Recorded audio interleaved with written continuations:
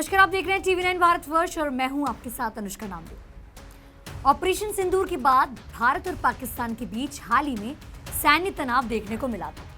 हालांकि अब हालात थोड़े शांत हो गए, लेकिन इसी बीच भारत सरकार ने एक सख्त कदम उठाया है। भारत ने पाकिस्तान हाई कमीशन के एक अधिकारी को पर्सोना नॉन ग्रेटा घोषित कर दिया है। अब सवाल है, इसका मतलब क्या होता है और ये कदम क्यों उठाया गया? भारत सरकार ने दिल्ली में मौजूद पाकिस्तान हाई कमीशन के एक अफसर को देश छोड़ने का आदेश दिया। उस पर आरोप है कि वो अपने पद से जुड़ी सीमाओं का उल्लंघन कर रहे थे। विदेश मंत्रालय ने बताया कि उस अधिकारी को 24 घंटे के अंदर अंदर भारत छोड़ने को कहा है। पाकिस्तान हाई कमीशन को इस बारे में आधिकारिक जानकारी दे दी गई है। पर्सोना नॉन ग्रेटा आखिर होता क्या है? पर्सोना नॉन ग्रेटा एक लैटिन शब्द है जिसका मतलब होता है अवांछित व्यक्ति, यानी अस्वीकार्य व्यक्ति, यानी ऐसा इंसान जिसे अब उस देश में नहीं रहने दिया जाएगा। अब किसी देश को लगता है कि कोई विदेशी अफसर या राजनयिक यानी कि डिप्लोमैट उसकी जमीन पर ऐसा काम कर रहा है जो ठीक नहीं है, तो उसे पर्सोना नॉन ग्रेटा घोषित किया जा सकता है। ये एक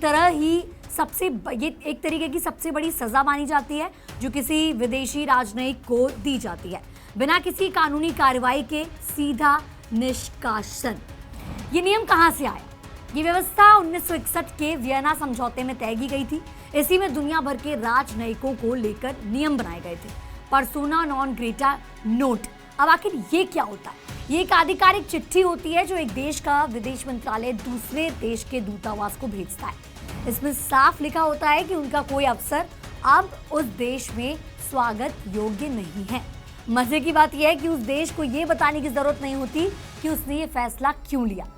नियमों के मुताबिक जिसे पर्सोना नॉन ग्रेटा घोषित किया गया है उसे 48 से 72 घंटे के अंदर अंदर देश छोड़ने को कहा जाता है, लेकिन इस बार भारत ने 24 घंटे का वक्त ही दिया है।